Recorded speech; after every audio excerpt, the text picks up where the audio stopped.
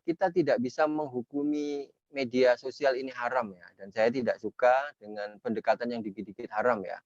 Karena ini kan muamalah. Kita berpegang pada prinsip bahwa al-aslu fil muamalati al-ibaha.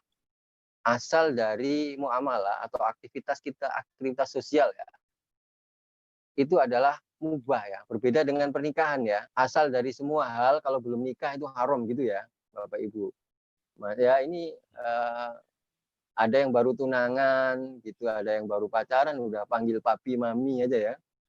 Udah kemudian hubungannya seperti suami istri. Ini yang kebalik media sosial ini. Sama seperti berbagai macam peralatan yang lain yang dikreasi atau ditemukan di dunia modern ini. Semuanya awalnya mubah tapi bahkan bisa menjadi kesunahan-kesunahan buat kita kalau kita bisa manfaatkan dengan baik.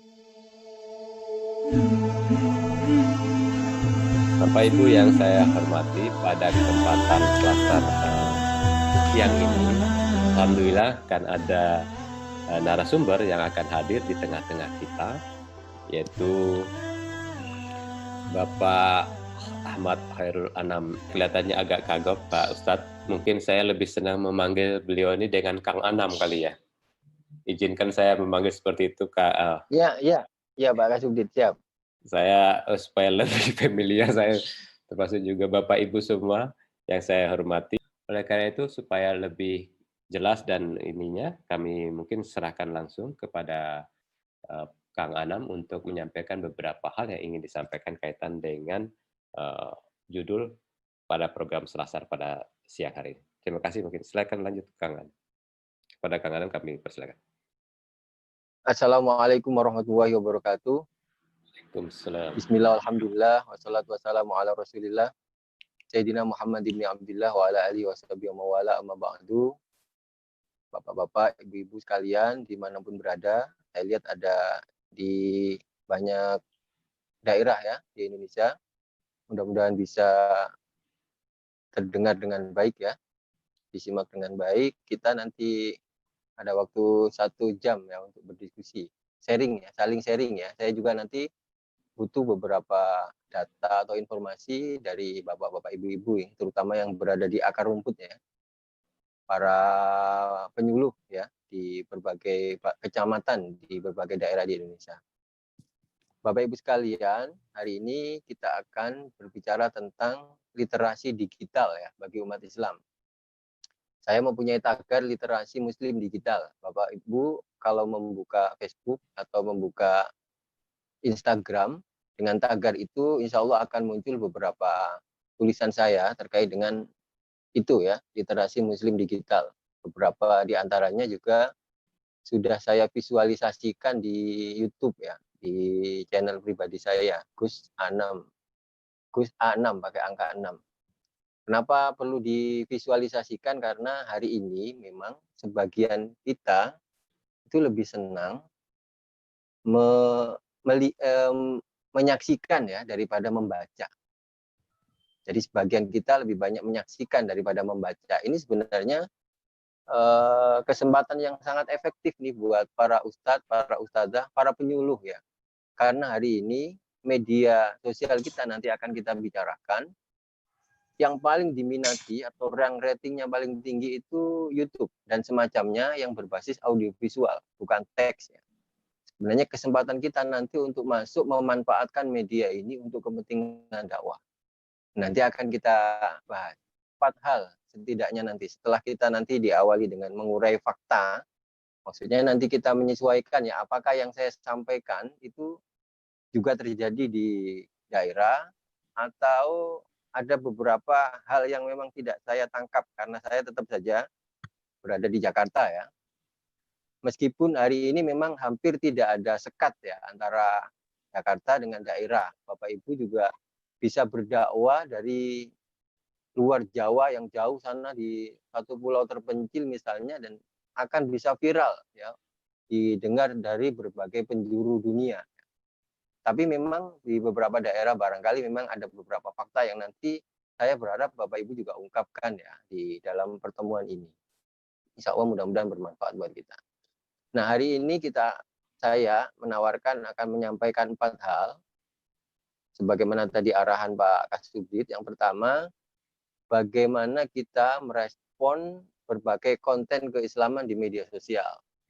Kemudian yang kedua, bagaimana kita bisa memanfaatkan media baru ini untuk pribadi ya, untuk belajar atau mendalami agama Islam. Karena hari ini, diakui atau tidak, media sosial atau lebih luas lagi, media informasi baru yang berbasis internet, dan sekarang kita pegang ini, karena ada di smartphone ini menjadi bagian dari cara kita mempelajari agama Islam. Nah, nanti bagaimana cara kita memanfaatkan agar aman ya. Karena tentu ini forumnya berbeda dengan forum tatap muka. Nanti ada beberapa trik agar kita tetap bisa belajar agama Islam dan aman. Syukur-syukur kita bisa lebih mendalam ya belajar agama Islamnya. Kemudian yang ketiga yang saya yakin penting sekali buat Bapak Ibu terutama yang penyuluh dan pendakwah, ini adalah bagaimana kita bisa memanfaatkan media baru ini untuk kepentingan dakwah atau penyuluhan. Tentu nanti tidak semua hal bisa diakumulasi dalam laporan ya. Laporan Bapak Ibu sekalian, laporan tugas ya. Tapi saya yakin hari ini dakwah kalau tidak berbasis digital yang berjejaring dengan media internet, saya yakin tidak akan bisa tersebar dengan baik. Kalau kita hanya mengandalkan dakwah formal tatap muka ya, pertemuan itu, maka segmennya akan terbatas. Nah, maka perlu saya ungkapkan, tidak semua hal nanti di dalam dakwah digital ini nanti bisa dilaporkan ya di dalam mekanisme pelaporan yang tentu saja mau tidak mau harus menyesuaikan dengan perkembangan zaman. Ini buat para penyuluh. Tapi paling enggak tugas dakwah ini adalah ya tugas kita sebagai umat Islam tanpa harus sekedar formalitas ya menjalankan prosedur yang sudah ditetapkan. Nah, kreativitas kita itu saya yakin akan sangat bermanfaat dan dakwah kita akan lebih luas. Nah, dan yang terakhir nanti saya akan mengingatkan kembali terkait dengan beberapa rambu-rambu ya bagi kita di dalam memanfaatkan media ini. Jangan sampai kita terjebak pada beberapa hal nanti ya yang bahkan sudah difatwakan oleh Majelis Ulama Indonesia. Ada fatwa tentang pedoman bermuamalah tentang media sosial. Juga banyak sekali pesan-pesan para ulama kita terkait dengan antisipasi kita ya agar tidak terjebak dalam lubang hitam, saya istilahkan gitu ya, lubang hitam perkembangan media informasi ini. Tapi itu belakangan aja. Saya ingin memaparkan manfaat dulu ya dari awal ya, bagaimana kita memanfaatkan ini dulu. Karena kita tidak bisa menghukumi media sosial ini haram ya, dan saya tidak suka dengan pendekatan yang dikit-dikit haram ya. Karena ini kan muamalah. Kita berpegang pada prinsip bahwa al-aslu fil muamalati al-ibaha. Asal dari muamalah atau aktivitas kita, aktivitas sosial ya, itu adalah mubah ya, berbeda dengan pernikahan ya. Al-aslu fil munakahat haram ya. Asal dari semua hal kalau belum nikah itu haram gitu ya, Bapak Ibu. Ya ini ada yang baru tunangan gitu, ada yang baru pacaran udah panggil papi mami aja ya. Udah kemudian hubungannya seperti suami istri, ini yang kebalik, salah karena asal dari munakahat, karena ini saya mengatakan begitu karena banyak penyuluh dan penghulu ya, itu haram asalnya dalam munakahat sebelum dihalalkan dengan akad pernikahan. Nah sebaliknya di dalam bermuamalah seperti kita bermuamalah dengan media sosial ini asalnya mubah. Nah nanti dari hukum asal mubah atau boleh itu bisa berubah ke dalam beberapa model hukum ya, beberapa pilihan hukum itu bisa nanti bahkan malah bisa jadi haram, bisa jadi malah sunnah, bisa jadi bahkan wajib, nah bisa jadi makruh. Tergantung bagaimana nanti kita memanfaatkan ya media sosial ini. Sama seperti berbagai macam peralatan yang lain yang dikreasi atau ditemukan di dunia modern ini. Semuanya awalnya mubah tapi bahkan bisa menjadi kesunahan-kesunahan buat kita kalau kita bisa manfaatkan dengan baik. Bapak Ibu sekalian, hari ini kita patut bersyukur ya pada satu sisi bahwa media mainstream itu media-media besar ya, tidak perlu saya sebutkan nanti dikira promosi ya. media-media besar yang dulu oplahnya banyak sekali itu mulai rontok ya. Semakin lama semakin rontok. Dulu diperkirakan 2013 itu sudah tidak ada media konvensional, koran itu ya. Tapi ternyata masih ada. Kenapa? Karena antara lain pola pengiklan, terutama dari birokrasi itu masih mengandalkan koran untuk di-clipping sebagai barang bukti.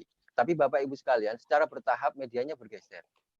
Nah, sebagian media konvensional ini yang ingin saya sampaikan pada kesempatan kali ini, media konvensional ini bisa menyesuaikan diri dengan media digital dengan cara apa? Ternyata dengan cara mengupload atau mengunggah konten-konten keislaman, Bapak Ibu. Jadi coba sekarang dilihat media-media konvensional, bahkan yang ownernya non-muslim pun itu mengandalkan konten-konten keislaman untuk keperluan viewer ya. Kalau dulu oplah ya, kalau di koran. Viewer. Jadi bisa dikatakan dari 3 konten utama yang diupload pagi hari itu ya. Pagi hari ketika kita mulai beraktivitas itu, dari 3 konten itu salah satunya adalah konten keislaman. Salah satunya adalah konten keislaman. Yang lain bisa konten politik, kemudian olahraga ya. Konten keislaman. Ini apa? Ini menunjukkan bahwa hari ini minat masyarakat untuk mengkonsumsi dalam tanda kutip konten keislaman itu sangat tinggi. Dan kalau media-media besar ini tidak tidak mengupload konten-konten keislaman ya mereka akan kehilangan pangsa pasar ya. Sama dengan di dunia politik sebenarnya, Bapak Ibu kalau membaca hasil riset itu perda-perda berbasis syariah itu ternyata yang memunculkan adalah partai-partai sekuler ya, partai-partai yang tidak berbasis Islam. Kenapa? Karena hari ini minat umat Islam untuk belajar agama Islam itu sangat tinggi. Sehingga partai-partai Islam sama seperti media-media tadi, kalau tidak menuruti minat umat Islam, maka mereka akan kehilangan suara atau mereka akan kehilangan pangsa pasar. Nah, itu yang patut kita syukuri dari perkembangan media digital ini. Bahwa minat umat Islam untuk belajar Islam atau mengakses konten-konten keislaman dalam berbagai platform, dalam berbagai bentuk ya, entah narasi ya, hanya berupa tulisan itu, misalnya kemarin tentang puasa Asyura, kemudian tentang lebaran yatim ya, kemudian tentang sebelumnya juga tentang keutamaan-keutamaan di bulan Dzulhijjah misalnya, baik dalam bentuk teks maupun dalam bentuk audio ya atau dalam bentuk audiovisual ya. Itu sangat luar biasa dan mau nggak mau media mainstream yang ingin tetap eksis mau tidak mau harus mengupload konten keislaman. Ini salah satu yang patut kita syukuri. Di samping nanti ada beberapa hal negatif ya. Kita paparkan positifnya dulu ya.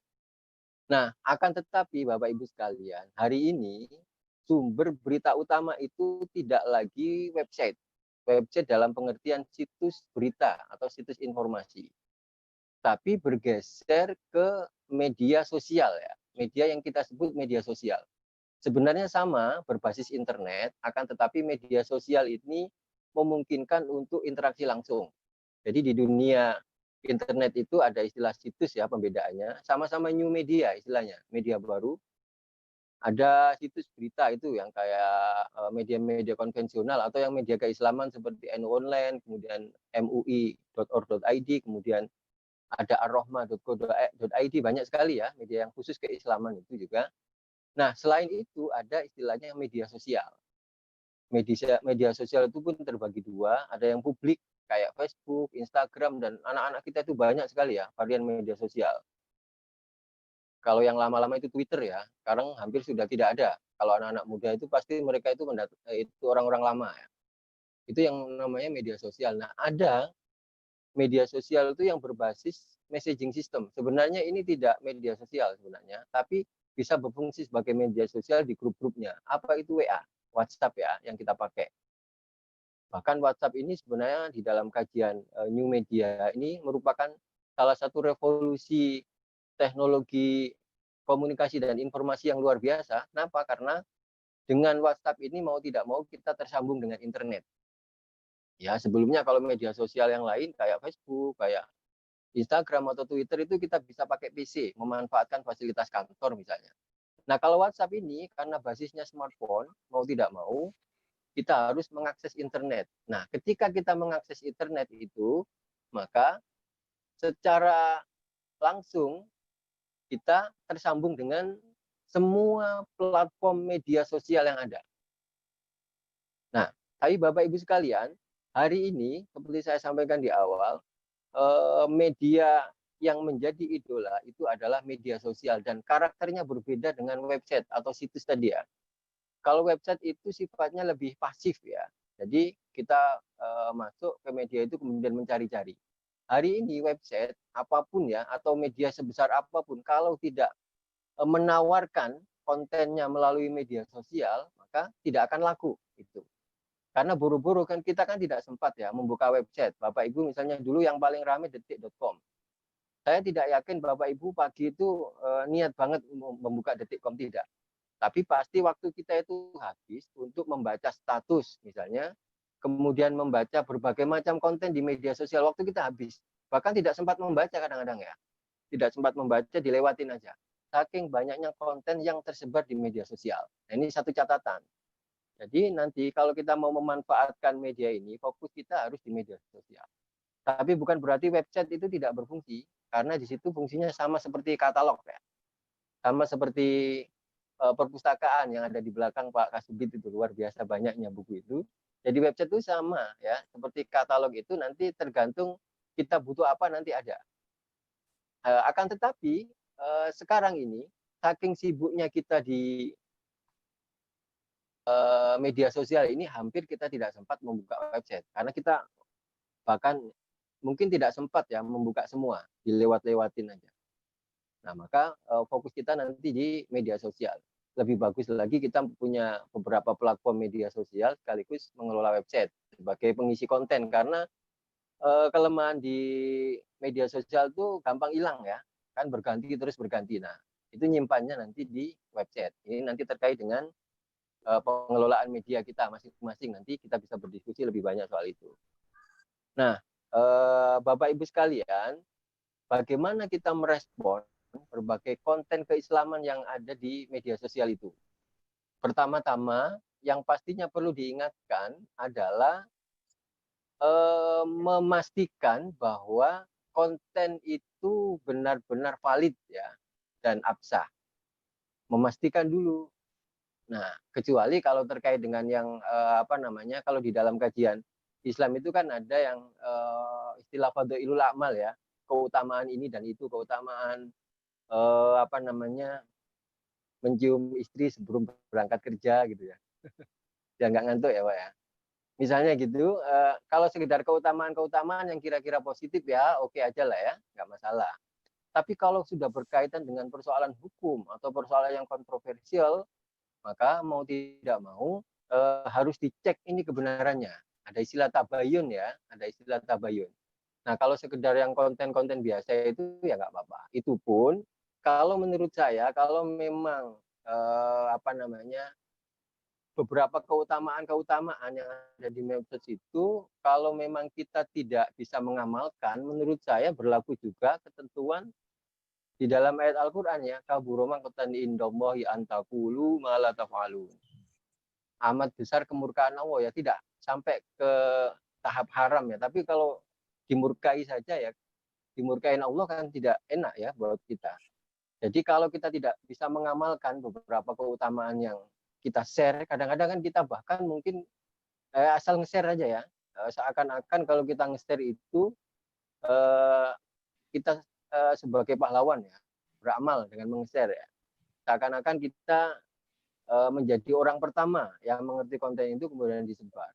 Nah, kalau menurut saya terkait dengan keutamaan-keutamaan, kalau kita tidak bisa mengamalkannya atau bahkan tidak punya komitmen atau niat untuk mengamalkannya, berlaku kitab itu kabura maqtan indallahi an taqulu ma la taf'alun. Jadi kita juga terancam murkanya Allah kalau tidak mengamalkan dan hanya meng-share ya, sama dengan kita bicara. Karena kenapa hari ini kita bicara ternyata tidak dengan mulut, Bapak Ibu sekalian, tapi dengan tangan. Saya waktu ada kegiatan literasi digital yang diselenggarakan Kominfo bersama MUI itu, ada salah satu ketua MUI ya, yang mengatakan begini di forum itu, dan saya sempat tercengang. Di dalam ayat Al-Quran, di dalam surat Yasin itu, Bapak Ibu pasti ingat ada ayat al-yauma nahtimu ala afwahihim wa tukallimuna aydihim. Jadi pada hari kiamat itu mulut-mulut dikunci dan tangan yang berbicara. Itu kan kiamat kubro ya, konteksnya sebenarnya kiamat beneran. Tapi ternyata menurut Bapak Ketua MUI tadi, ternyata hari ini itu sudah terjadi. Kita sekarang sudah tidak bicara dengan mulut, tapi lebih banyak bicara dengan tangan. Nah, artinya apa? Kalau misalnya beberapa pesan keislaman yang kita share itu tidak kita amalkan atau tidak ada komitmen minimal untuk mengamalkan, maka kita sebenarnya menyebarkan sesuatu atau mengajak kepada masyarakat untuk berbuat kebaikan, tapi kita sendiri tidak berbuat kebaikan. Nah, maka bagaimana cara merespon? Kembali ke pertanyaan, bagaimana cara merespon? Pertama, kita pastikan itu benar dulu, terutama yang terkait dengan beberapa hal yang kontroversial ya, atau beberapa hal yang masih mungkin diperdebatkan hukumnya. Tapi kalau sekedar keutamaan-keutamaan yang kita yakini tadi ya, mencium istri sebelum berangkat kerja itu kan biasa, dan bolehlah diamalkan ya. Diamalkan juga, jangan hanya di-share aja ya, itu boleh. Nah, setelah dipastikan bahwa konten itu benar, pertanyaannya adalah ini bermanfaat nggak buat masyarakat? Ya, bermanfaat nggak buat masyarakat? Karena kita juga diingatkan oleh satu hadis Nabi yang mengatakan bahwa cukuplah kita dikatakan sebagai seorang pembohong apabila kita mengatakan semua yang kita tahu. Artinya begini, kalaupun informasi yang kita sebarkan itu benar, kalaupun informasi yang kita sebarkan itu bagus, tapi kalau kira-kira tidak perlu, tidak bermanfaat buat masyarakat, apa perlunya ya kita share ya kepada masyarakat. Jadi ngecek kebenarannya, kemudian kalau tidak klarifikasi. Nah, kalau tidak bisa dilakukan semua itu, maka harus dipastikan bahwa konten itu tidak kita share ya. Konten itu tidak kita share. Kenapa? Karena kalau Bapak Ibu tahu ya, dunia hitam di media sosial ini luar biasa. Ada istilah buzzer ya, Bapak Ibu pasti tahu.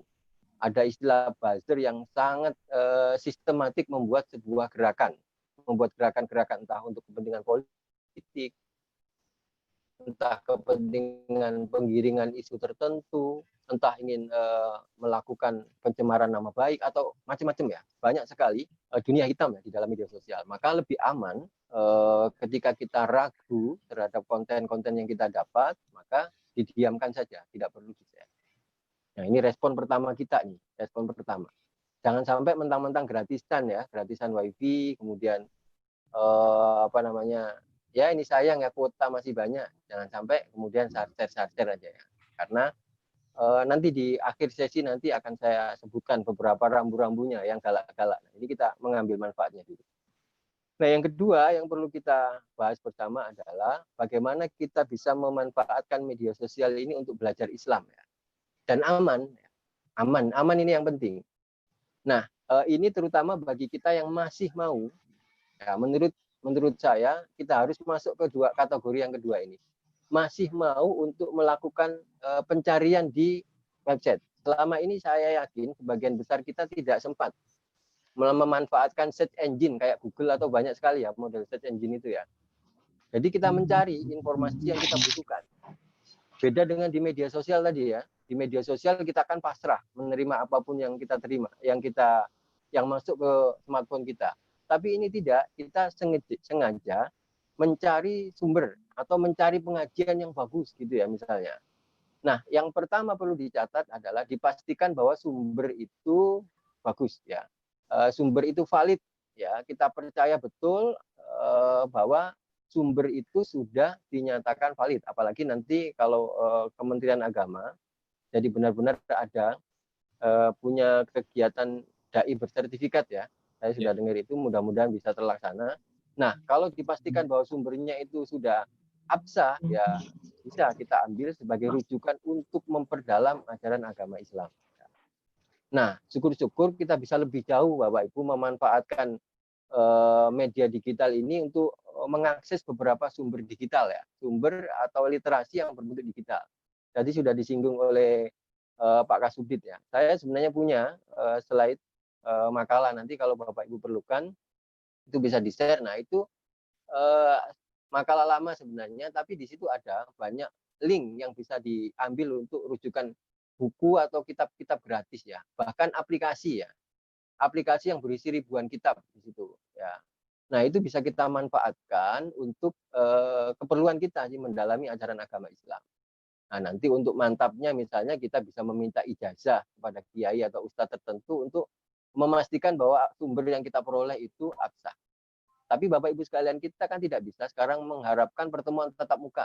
Misalnya kita mengaji fikih misalnya kepada Gusmus sana di Rembang sana, tidak mungkin ya, datang langsung. Atau kita belajar tasawuf atau torikot kepada Habib Lutfi secara rutin. Sepertinya tidak mungkin, tapi kita bisa memanfaatkan media sosial. Kita pilih sendiri ya, sumber entah website atau pengajian rutin atau pengajian kitab tertentu yang mendalam dari A sampai Z. Insya Allah sangat bermanfaat bagi kita. Artinya apa? Kategori kedua ini kita yang memilih ya. Kita yang memilih media apa yang perlu kita, yang bisa kita rujuk untuk keperluan kita pribadi. Nah, yang ketiga Bapak Ibu, bagaimana kita bisa memanfaatkan media ini untuk kepentingan dakwah yang kedua. Saya sering mengingatkan kepada para santri ya, terutama para santri senior dan ustadz, jangan segan-segan men-share konten tausiah dalam bentuk macam-macam ya, dalam bentuk tulisan, kemudian audio atau video ke media sosial. Kenapa? Karena meskipun bisa jadi karena tidak dikelola dengan manajemen yang bagus, itu nanti kalah dengan konten-konten yang lain, tapi dipastikan bahwa konten kita asalkan punya 3 keistimewaan, itu pasti akan ada pengaksesnya. Apa 3 keistimewaan itu? Yang pertama, paling tidak kalau tidak the first ya istilahnya ya. Yang pertama ya the best, bisa jadi mirip-mirip dengan orang tapi kita yang terbagus. Atau kalau tidak minimal yang berbeda aja. Jadi the best, dan the different. Paling tidak kalau konten kita itu berupa 3 itu berbeda ya. Misalnya kita mengkaji kitab Qurratul Uyun misalnya, nggak ada yang mengkaji. Meskipun peminatnya sedikit, tapi pasti ada bangsa-bangsanya. Dan kelebihan konten di media sosial itu awet, ya bisa diakses kapanpun. Jadi satu konten saja bisa diakses sampai 500 orang, 1000 orang. Yang kita bayangkan kalau 500 orang, 1000 orang itu kumpul di satu masjid itu sudah banyak sekali. Makanya kita tidak bisa meremehkan. Jangan takut tidak ada yang menyimak, karena konten-konten kita itu, apalagi Bapak Ibu penyuluh ya yang punya banyak materi pengajian di banyak daerah, maka konten itu pasti ada menyimpan dan meramaikan media sosial ini dengan konten-konten yang positif, terutama Bapak Ibu dari Kementerian Agama bisa menyampaikan dakwah Islam yang moderat ya, yang berbasis keindonesiaan terutama ya. Hari ini kadang-kadang sebagian umat muslim kita ini merasa jadi tamu ya di Indonesia. Seakan-akan di Indonesia ini tidak bisa menjadi muslim yang kafah, itu ya, padahal ya, Indonesia ini juga dibentuk atas ijtihad para ulama ya, para pendiri bangsa ini. Misalnya begitu ya. Jadi kita ramaikan media sosial ini dengan berbagai konten dakwah kita dalam berbagai platform media sosial maupun dalam berbagai bentuknya. Kemudian yang keempat nih terakhir, nanti kita bisa lanjutkan di dalam forum diskusi. Tadi kan manfaat-manfaatnya yang bisa kita ambil. Nah, sekarang ini saya ingin mengingatkan minimal 4 hal saja agar kita tidak terjebak di dalam lubang hitam perkembangan media informasi. Apa saja 4 ini? Kita menjauhi apa itu yang namanya qaulaz zur ya. Di dalam surat Al-Hajj itu wajtanibu qaulaz zuri. Perkataan yang buruk atau kesaksian palsu, bisa diartikan kesaksian palsu. Yang pertama yang perlu kita hindari ya, cacian-cacian, makian-makian itu ya. bisa kita membuat konten yang menarik tanpa harus menyertakan makian-makian itu. Bisa digantikan dengan kalimat yang lucu-lucu ya. Bapak Ibu sekalian, biasanya kalimat yang menarik itu di media sosial itu biasanya ada sesuatu yang bombastis gitu ya, biasanya ditulis dalam huruf besar ya. Ada penekanan-penekanan tertentu ditulis dalam huruf besar biasanya. Bapak Ibu pastilah bisa mengidentifikasi ini konten ini sengaja ditulis iseng-iseng atau memang sengaja ditulis untuk tujuan disebarkan secara lebih luas. Nah, kalau para pegiat media sosial pasti tahu bagaimana konten ini bisa menarik dan bisa diklik oleh banyak orang. Nah, akan tetapi kita bisa menghindari qaula zur tadi, ungkapan umpatan-umpatan, kemudian mengejek fisik segala macam itu bisa kita gantikan dengan yang lucu-lucu lah ya. Kita tahu pasti banyak yang lucu.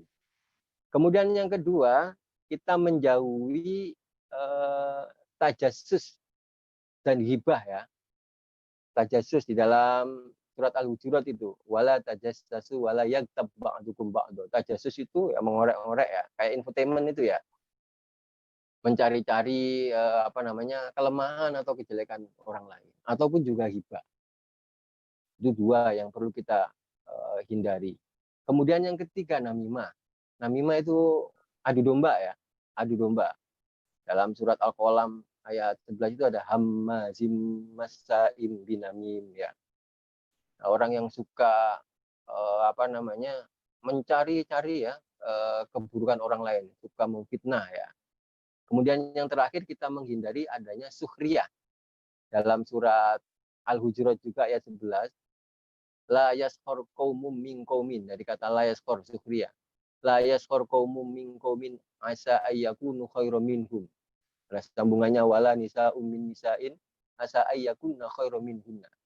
Jadi kalau kita bisa menghindari 4 hal ini, insya Allah kita bisa selamat ya memanfaatkan media media sosial ini untuk kepentingan kita. Jadi paling tidak kita tidak melakukan kesaksian palsu atau perkataan buruk atau qaula zur tadi, kemudian tidak tajassus dan ghibah, tidak namimah dan tidak sukhriyah di media sosial itu, insya Allah bisa kita manfaatkan dengan baik. Kalau tidak, mending kita pasif saja. Itu pilihan yang paling aman tuh kita pasif. Karena ketika kita mengklik berbagai konten di media sosial, itu tetap dihitung traffic ya. Jadi di media sosial itu yang penting itu bukan sentimen positif atau negatif. Bukan umpatan atau pujian, tapi traffic. Traffic itu lalu lintas data. Maka jangan heran kalau misalnya banyak orang yang sengaja melempar-lempar sesuatu yang tidak disenangi orang itu dengan tujuan untuk bisa populer. Kita masuk ke sebuah era yang Bapak Ibu pasti pernah dengar istilah post-truth ya. Pasca kebenaran. Jadi kebenaran itu tidak diukur dari fungsi atau sesuatu yang kita ucapkan, kemudian hakikat kebenaran itu sendiri, tapi kebenaran adalah diukur oleh sesuatu yang banyak dibicarakan orang, yang viral itu ya, entah salah entah benar. Kita misalnya tidak setuju dengan satu artis siapa gitu yang seronok misalnya ya, tapi kalau dia viral ya, si artis ini pasti dicari pengiklan, pasti dicari banyak orang ya untuk diketahui. Nah, hari ini seperti itu. Maka lebih aman ketika kita ketemu dengan konten tertentu yang kita tidak bisa bersikap untuk positif mewarnai atau membelokkan fakta itu secara lebih baik, yang paling aman adalah diam saja. Nah, tidak memberikan respon, karena respon positif negatif itu tidak berdampak. Ada yang misalnya gini ya, kita menyebarkan ada informasi yang negatif misalnya, tapi kita ingin menyebarkan dengan mencaci ini. Ini contoh orang yang nggak benar gitu ya, misalnya gitu ya. Tapi kita menyebarkan gambar yang berisi fitnah atau maaf pornografi misalnya. Ini jangan ditiru, tapi kita sebarkan. Atau dengan gaya pertanyaan ya, Bapak Ibu tolong dikonfirmasi ini benar apa enggak, tapi kita share. Nah, itu justru yang dikehendaki oleh para buzzer tadi ya, orang yang ingin menyebarkan kepentingan tertentu melalui media sosial. Bapak Ibu sekalian, mudah-mudahan ini bermanfaat ya. Assalamualaikum warahmatullahi wabarakatuh.